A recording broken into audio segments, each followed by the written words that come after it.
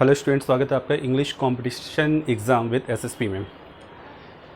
तो last class में हमने डिस्कस किया था जॉन गैल्वेज़न, आई थिंक सो कुछ ऐसे ही नाम था, वो हमने डिस्कस किया था। आज हम डिस्कस करेंगे जॉन मिल्टन। तो जॉन मिल्टन कौन थे उसके बारे में डिस्कस करेंगे। उससे पहले मैं आपको बता दूं कि ये जो पोइट और जो ऑथर है उनका जो डिस्कशन चल रहा है ये इस वजह से चल रहा है क्योंकि ये आपका टॉपिक टीजीटी इंग्लिश के लिए बहुत ज़्यादा इंपॉर्टेंट है।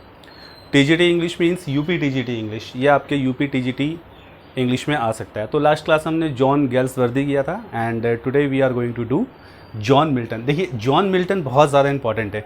अगर हम कहें कि शेक्सपियर के बाद जो इंपॉर्टेंट पोइट हैं, then we will take the name of John Milton. So without any wasting today's time, we start today's video, and as we know that it is a very descriptive, so it is going to take so much time. So मैं कोशिश करूँगा कि बहुत जल्दी थोड़े short way में complete हो जाए। तो बिना टाइम बर्बाद किए हुए शुरू करते हैं आज की वीडियो। सो जॉन मिल्टन, सबसे पहले हमें देखना है जॉन मिल्टन का जो बर्थ था वो कब हुआ। 1608 में इनका बर्थ हुआ और 1674 में इनकी डेथ हुई। एग्ज़ाम में आपसे death, birth, places, award, publishing, इन सब से रिलेटेड कुछ पॉइंट्स ज़रूर पूछे जाते हैं। इनके जो एकेडमिकल जो इवेंट्स होते हैं वो आपसे पूछे जाएंगे। तो आपको मैं पहले बता दूं कि कुछ इसमें पॉइंट्स हैं जो कि मैं अंडरलाइन हैंड टू हैंड करूंगा ताकि आप उसको ध्यान से देखें और उनको ही आप अपने माइंड में रखें, क्योंकि इनकी जो बायोग्राफी है उससे ज़्यादा कहीं ज़्यादा इंपॉर्टेंट है कि इनके जो पॉइंट्स आएंगे उसको आप दिमाग में रखें। तो चलिए शुरू करते हैं। देखिए, बॉर्न इन 1608, ये कब पैदा हुए थे? 1608 में। कब पैदा हुए थे? 1608 में। एंड द डे और the time was known as Jacobean era. Jacobean era के नाम से जाना जाता है जब वो पैदा हुए थे। और जैकोबिन एरा किसे कहते हैं? 1603 से 1625 के समय को जैकोबिन एरा कहते हैं। इट मीन्स कि 22 ईयर्स का जो टाइम ड्यूरेशन था उसे जैकोबिन एरा कहते हैं। And he born in this time. So now at bread street London. देखिए, ब्रैड स्ट्रीट लंदन में पैदा होता है। ब्रैड स्ट्रीट एक जगह का नाम है। मे बी आपके एग्जाम में आ जाए कि कहाँ पैदा होता है, प्लेस क्या था। लंदन तो सभी जानते हैं, बट प्लेस क्या था। तो आपको क्या करना है कि ब्रैड स्ट्रीट उसमें टिक करना है। Next, was an novelist, poet and play right. देखिए, लास्ट हमने जो पढ़ा था जॉन गैल्सवर्दी, वो भी प्ले राइटर थे। ये भी प्ले राइटर हैं और नॉवलिस्ट भी हैं ये। और देखिए, साथ साथ ये एक पॉलिटिशियंस कह सकते हैं, यानी कि इनका लिंक पॉलिटिकल करियर में भी रहा है। कैसे रहा है वो हम आगे डिस्कस करेंगे।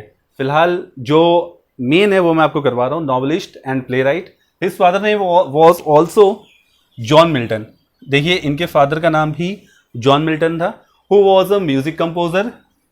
उनके फादर क्या थे? म्यूजिक कंपोजर थे। फादर का नाम क्या था? John Milton. Father was also his father was also name John Milton and his father was a music composer. देखिए, पिताजी उनके म्यूजिक कंपोजर थे, फादर म्यूजिक कंपोजर। थोड़ा सा इसका बेनिफिट किन से मिल गया? जॉन मिल्टन को मिला। और उन्होंने भी इस बात को थोड़ा सा ऑब्जर्व किया कि how to play the music और how to compose the music. Then we can see that he also got that talent and praised by Henry Laws. Henry Lawes जो थे उन्होंने उनके इस टैलेंट को प्रेज किया, यानी कि इस टैलेंट को देखा और उनकी तारीफ की, जो कि who was also a music composer. देखिए, एग्जाम में आपके आ सकता है कि हेनरी लॉज कौन थे। So you have to tick music composer Henry Lawes. ठीक है, आपको यह भी पूछा जा सकता है कि फर्स्ट प्रेज किसने किया था मिल्टन को as a music composer. Then you will tick the answer of Henry laws.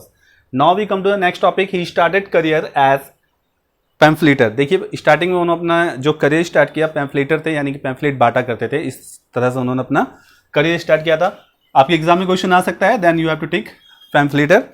ही, देखिए, क्वेश्चन आपका ये भी आ सकता है कि किस तरह से उन्होंने करियर स्टार्ट किया, as a poet, as a pamphleteer, as a music composer. Then you have to tick on pamphleteer. He got MA degree इन 1632। देखिए, MA डिग्री इन्हें मिली 1632 में। आपके एग्जाम में ऐसा क्वेश्चन आ सकता है कि 1632 में उन्हें कौन सी डिग्री मिली, या MA डिग्री उन्हें किस ईयर में मिली। तो आपको ये तो बात ध्यान रखना है। And at the age of 35 he went to UK where he married 17 years old girl Mary Powell. कब गए वो? 35 की एज में गए। कहाँ? यूके गए। वहां पर उन्होंने एक 17 years गर्ल से शादी की। That her name was Mary Powell. क्या नाम था उनका? मैरी पॉवेल नाम था, जिससे उन्होंने शादी की। And Mary Powell was his first wife. And as all of know कि उनकी लाइफ में उन्होंने 3 मैरिजेस किए थे। फर्स्ट, जैसा कि आप देख सकते हैं, मैरी पॉवेल से। सेकंड जो थी कैटरीना इनका प्रोनाउंसिएशन कैटरीना वुडकॉक है। और थर्ड कहीं होगा। तो हमें बस ये ध्यान रखना है कि उन्होंने अपनी लाइफ में 3 मैरिजेस किए थे, ठीक है। और इसके आगे हम ये भी पढ़ेंगे कि कौन सी मैरिज कब खत्म हुई, किस तरह से खत्म हुई। देखिए, ये सिर्फ इसलिए बताया जा रहा है आपको ताकि ये आपको याद रहे, एग्जाम में आए। अब तक हमने ये चीज़ें की हैं, अभी हम नेक्स्ट टॉपिक बढ़ते हैं। So second marriage was Katrina Woodcock. क्या नाम था इनका? कैटरीना वुडकॉक था। और if I have not mentioned there anything and any point, then you can see in description I have mentioned all that things that is necessary to related to this PDF, this video। Description में आप सब कुछ देख सकते हैं। He died on 1674 due to kidney failure. देखिए, आपसे पूछा जा सकता है कि उनकी डेथ कब और क्यों हुई। Then you have to take 1674। Reason क्या था? किडनी फेलियर था, ठीक है। सो कॉजेज, ये तो थी इनकी लाइफ की बात।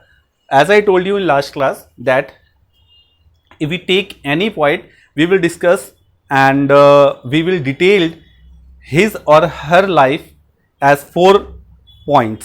4 points क्या है? Life, causes, work, honest. मैंने आपको लास्ट क्लास में बताया था लाइफ, कॉजेज, वर्क, ऑनेस्ट। तो हमने लाइफ इनका डिस्कस कर लिया है। और कॉजेज देखते हैं। He was most educated and literate poet. देखिए, आपके एग्जाम में ये भी आ सकता है कि most educated and literate poet कौन थे? Then you have to tick Milton, John Milton. As he had commanded many languages. क्यों थे? क्योंकि उन्हें बहुत सारी लैंग्वेज पे कमांडेड थी। लैटिन लैंग्वेज पे थी, और फ्रेंच लैंग्वेज पे थी, ग्रीक लैंग्वेज पे थी, स्पेनिश थी, इटालियन थी। इन सभी लैंग्वेज पे उनको कमांड थी। और ये अपने आप में बहुत बड़ी बात होती है कि एक इंसान 4 लैंग्वेज करता है। Now we come to the topic. He wrote against the state domination of the church. देखिए, ये जो प्रॉब्लम है state domination of the church, ये तो खैर शुरू से रही है। कहां पर? कौन सी problem? State domination by church. ये प्रॉब्लम शुरू से रही है। कहां पर? इंग्लैंड में। इंग्लैंड मीन्स कि यूरोप में ये प्रॉब्लम शुरू से रही है। और इसी की बिहाफ पे फ्रेंच रेवोल्यूशन हुआ, that is held on 1789। And इसी के बिहाफ पे आप कह सकते हैं थोड़ा बहुत 1917 में रशियन रेवोल्यूशन हुआ है। तो कहीं ना कहीं ये पॉइंट्स हम देख सकते हैं, और ये वहां की बहुत पुरानी प्रॉब्लम है। सो स्टेट डोमिनेशन की उन्होंने अगेंस्ट लिखा। कब लिखा? 1659 में। कब लिखा? 1659 में। 1659 में उन्होंने क्या लिखा? तो स्टेट डोमिनेशन के अगेंस्ट उन्होंने वर्क लिखा कि चर्च का जो है स्टेट डोमिनेशन होता है, सिर्फ वही डोमिनेट करते हैं, जो बाकी जो लोग हैं उन्हें टाइम नहीं मिलता, उन्हें राइट नहीं दिया जाता है, और उन्हें इस चीज़ से दूर रखा जाता है, वंचित रखा जाता है। Now we come to the next topic. In 1660 he had order to send exile. देखिए, उनको 1660 में इसी वजह से जेल भेजने का एक ऑर्डर पास हो गया, एक सम्मन जारी हुआ। Then that he had to captured or he had to catch, और कह सकते हैं कि उनको गिरफ्तार करने का एक ऑर्डर दिया गया कि उनको गिरफ्तार कर लेना। और साथ ही ये भी ऑर्डर दिया गया कि burn his writing due to restoration. देखिए, रिस्टोरेशन क्या होता है? रिस्टोरेशन उसे कहते हैं जब किसी चीज़ में बदलाव आए। बदलाव यानी कि वहाँ पे फिर से वही गवर्नमेंट बनी होगी, चर्च से रिलेटेड ही गवर्नमेंट बनी होगी। तो इस चीज़ को जब उन्हें पता चला कि यार ये तो हमारे सोसाइटी के लिए या ये हमारे कम्युनिटी के लिए ठीक नहीं है, तो उन्होंने एक ऑर्डर जारी किया कि इसे गिरफ्तार कर लेना चाहिए। और उसे गिरफ्तार कर भी लिया गया। कब? 1660 में गिरफ्तार कर लिया गया। क्यों गिरफ्तार किया गया? क्योंकि वो किसके अगेंस्ट थे? स्टेट डोमिनेशन ऑफ चर्च के अगेंस्ट थे। और साथ में ये भी ऑर्डर दिया गया कि इनकी जितने भी राइटिंग्स है सबको जला दिया जाए, ठीक है। By 1652 due to growing age. अब 1652 देखिए, थोड़ा सा आगे पीछे हो रहा है। 59 बाद का है, 52 पहले है। सो आप कंफ्यूज मत होइएगा। 16 due to growing age he had become completely blind. अब क्या हुआ कि 1652 में बढ़ती एज के कारण उनकी आंखों की रोशनी थोड़ी कम हो गई और वो 52 में कंप्लीटली ब्लाइंड हो गए। और इसी के साथ यानी कि जब वो एक्साइल से वापस आए तब उन्होंने लिखा पैराडाइज लॉस्ट। ठीक है, पैराडाइज लॉस्ट एक एपिक है और एक ऐसी एपिक है जो कि बहुत लंबी है और उसमें कई तरह के सीन्स भी हैं, कई तरह के एक्ट भी हैं और कई तरह के उसमें बुक्स इंक्लूड किए गए हैं। ये अपने आप में एक काफ़ी लंबी स्टोरी है, तो इससे इनको काफ़ी प्रसिद्धि भी मिली, काफ़ी ये प्रेज्ड भी हुए और काफ़ी इन्हें अवार्ड वगैरह भी इससे ही ये जाने गए थे। So now we come to the next topic. जब वो कंप्लीटली ब्लाइंड हो गए तो एडिटर जॉन न्यूटन, एक उस समय के एडिटर थे जिनका नाम था जॉन न्यूटन। क्या नाम था? John Newton. कौन थे उस समय के एडिटर? किस समय के? 1652 के। हो सकता है आपके एग्जाम में क्वेश्चन आए कि जॉन न्यूटन कौन थे, कब थे, कहां थे, क्या थे, कैसे थे, क्या लिखा उन्होंने। सो इन सब का आंसर आपका क्या है? यही है कि उन्होंने नाम दिया मिल्टन को क्या नाम दिया? On his blindness. It means कि उनकी राइटिंग्स को उन्होंने नाम दिया ऑन हिज ब्लाइंडनेस। चलिए नेक्स्ट टॉपिक पे आते हैं। ये तो उनके कॉजेस थे कि किस वजह से लिखते थे, क्या लिखते थे, कैसे लिखते थे, किसके लिए लिखते थे, उसका क्या नुकसान हुआ, उसके क्या रिजल्ट आए, कॉन्सिक्वेंसेस क्या हुए और आउटकम्स क्या आए, ये सभी इसके टॉपिक थे। Now we come to the next topic, work. Work क्या था इनका? देखिए वर्क में आते हैं विलियम हैले। विलियम हैले जो कि इंग्लिश राइटर थे। अब कब से कब थे ये? 1745 से 1820। कब से कब थे? 1745 से 1820। तो क्या इनका सीन था? विलियम हैले जो थे उन्होंने कहा था इनको कि ये ग्रेटेस्ट ऑथर हैं इंग्लिश लैंग्वेज के, ग्रेटेस्ट ऑथर। ये अपने आप में बहुत बड़ा नाम है, बहुत बड़ा काम है, बहुत बड़ी उपाधि है ग्रेटेस्ट ऑथर की। क्यों? क्योंकि ग्रेटेस्ट ऑथर आमतौर पे उनको कहा जाता है, शेक्सपियर को, लेकिन ये नाम ये इन्हें दिया गया। चलिए आगे देखते हैं। Milton had given of a lady of Christ college. अब देखिए जब मिल्टन कॉलेज में थे तो इनके बाल बहुत लंबे लंबे थे, तो इनके जो कलीग्स कह सकते हैं या फेलोज फ्रेंड्स कह सकते हैं, तो उन फ्रेंड्स ने इनको जो नाम दिया वो क्या दिया? अ लेडी ऑफ क्राइस्ट कॉलेज। और जिन्होंने दिया उनका नाम क्या था? John Aubrey. जॉन ऑब्रे कह सकते हैं कि इनके फ्रेंड रहे होंगे। तो आपका एग्जाम में ये भी आ सकता है कि मिल्टन को ये नाम किसने दिया या जॉन ऑब्रे ने मिल्टन का क्या नाम दिया। आपको रिपीट करके जैसे आगे पीछे रैंडमली आ सकता है। Now we come to the next topic. After his best friend Edward Kings. देखिए अब उनके बेस्ट फ्रेंड का नाम क्या था? Edward King. क्या नाम था? Edward king. आपका क्वेश्चन ये भी आ सकता है कि एडवर्ड किंग कौन थे, तो आपको बेस्ट फ्रेंड पे टिक करना है। उनकी जब डेथ हुई तो मिल्टन ने डेथ के बाद एक पोइट्री लिखी जिसको लाइसिडास का टाइटल दिया। Lycidas, if you have attend your BA English and BA honours और MA English then you would have read that poem. And ये पोएम काफ़ी इमोशनल पोएम, अगर आप इसको पढ़ेंगे तो आपको काफ़ी अच्छा लगेगा। सो लाइसिडास उन्होंने लिखा था किसके डेथ के बाद? एडवर्ड किंग्स के डेथ के बाद। That is kept in Trinity college. इसको कहाँ रखा गया था? ट्रिनिटी कॉलेज ऑफ कैम्ब्रिज में। कहाँ रखा गया था? ट्रिनिटी कॉलेज ऑफ कैम्ब्रिज में। और इसीलिए इसको नाम जो दिया गया है वो दिया गया है ट्रिनिटी मैन्युस्क्रिप्ट्स। क्या दिया गया है? Trinity manuscripts. तो आपको ये बातें याद होनी चाहिए, ये नाम याद होनी चाहिए कि किस हिसाब से इनको कब क्या बोला गया है, इनकी कलाकृतियाँ कहाँ रखी गई हैं, लाइसिडास का इनके फ्रेंड से क्या कनेक्शन था, मिल्टन से क्या कनेक्शन था। तो ये चीज़ आपको याद होनी चाहिए। Next now we come to the next topic, honours. Honours इनके क्या है, क्या क्या इनको अवार्ड मिले, ये चीज़ें हम डिस्कस करेंगे। First work of Milton was Shakespeare in 1630। इन्होंने जो अपनी लाइफ में फर्स्ट वर्क लिखा है वो 1630 में लिखा है। And as we can see that 1608 से 1630 के बीच में जो टाइम ड्यूरेशन है वो 22 ईयर्स का है। इट मीन्स कि 22 ईयर्स में इन्होंने फर्स्ट अपनी राइटिंग लिखी थी और उसका नाम था 1630। फिर लिखा इन्होंने कॉस्मोस 1637, लाइसिडास लिखा 1638 में, पैराडाइज लॉस्ट लिखा 1666 में। इट मीन्स कि वो एक्साइल से यानी जेल से 1667 में आए होंगे, उन्होंने आते ही से लिखा था। And in that time he had been completely blind. That had been written in blind script, as I told you कि जब वो ब्लाइंड हो गए थे तो ब्लाइंड स्क्रिप्ट में लिखा होगा। As that time Milton had been blind, ये भी आपको बता दिया उसमें ब्लाइंड थे। So he sold it to publisher Samuel Simon. देखिए अब उन्होंने पब्लिशर को भेज दिया इसे, जिसका नाम था सैमुअल की अब वो उसे पब्लिश कराएगा, क्योंकि वो मिल्टन जो थे कंप्लीटली ब्लाइंड हो चुके थे. This poem became him very famous, as I told you that this poem was a epic, so it has been became him very famous that time. He had known after Shakespeare, इतना ज्यादा famous कर दिया कि वो Shakespeare के बाद second number के पे जाने लगे. सो ही राइट इट्स सीक्वल, इसीलिए उन्होंने फैसला किया कि भाई अब तो मैं इसका सीक्वल लिखूंगा, और सीक्वल का नाम क्या लिखेंगे वो, पैराडाइज रीगेन्ड. क्या लिखेंगे, पैराडाइज रीगेन्ड. और सीक्वल उन्होंने कब लिखा, 1671 में.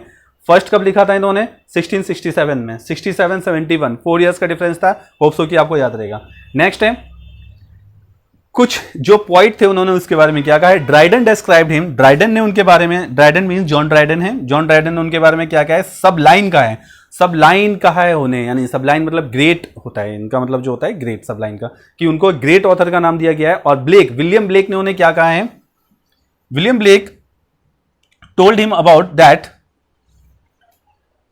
बहुत कुछ उन्होंने विलियम ब्लेक ने उनके बारे में बोला, बहुत ज्यादा इंस्पायर थे, और इतने ज्यादा इंस्पायर थे कि विलियम ब्लेक ने तो पूरी एक पोइट्री लिख डाली उन पे. और जो पोइट्री लिखी उसका नाम भी उन्होंने क्या लिखा, मिल्टन ही लिखा है. आप you can search in internet कि इन्होंने जो पोएम लिखा था उसका नाम भी मिल्टन था.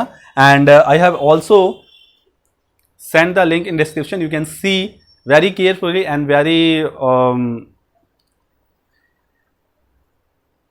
वेरी शार्पली कि उसमें मिल्टन ही लिखा है. और सभी चीज़ें आप फिर से देख लीजिएगा, क्योंकि इसमें कुछ चीज़ें मैंने नहीं डाली हैं, जो इंपॉर्टेंट सिर्फ वही डाली हैं. चलिए नेक्स्ट आते हैं. And Wordsworth write a sonnet, Wordsworth ने क्या लिखा, एक सोनेट लिख दिया.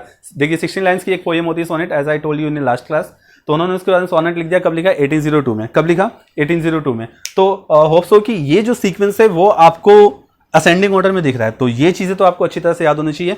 Let's revise and compare once again. Life के बारे में अगर बात करें तो जॉन मिल्टन की जो लाइफ थी, he was born in 1608.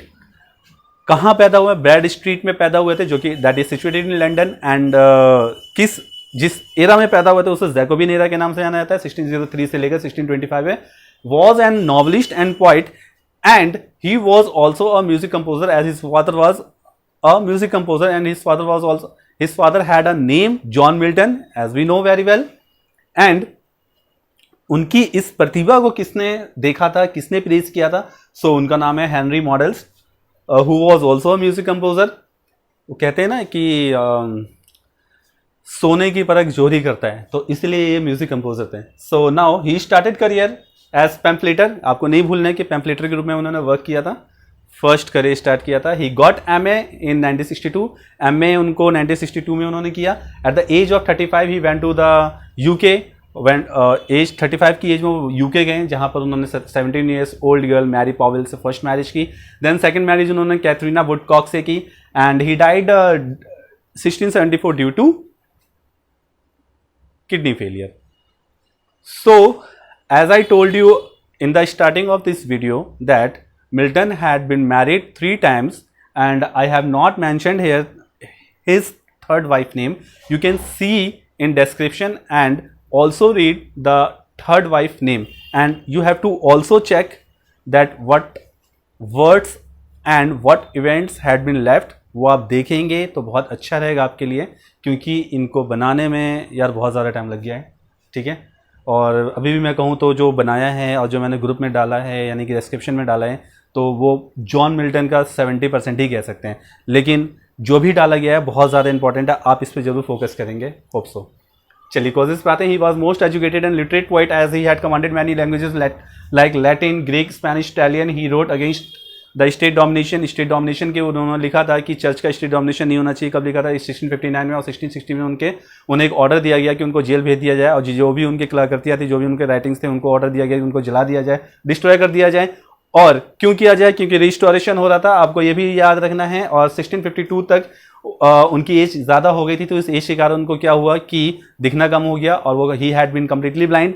And इस सिचुएशन में भी वो लिखा करते थे. तो वहां पे एक एडिटर थे, उनका नाम जॉन न्यूटन था. उन्होंने उनको नाम दिया ऑन हिज ब्लाइंडनेस.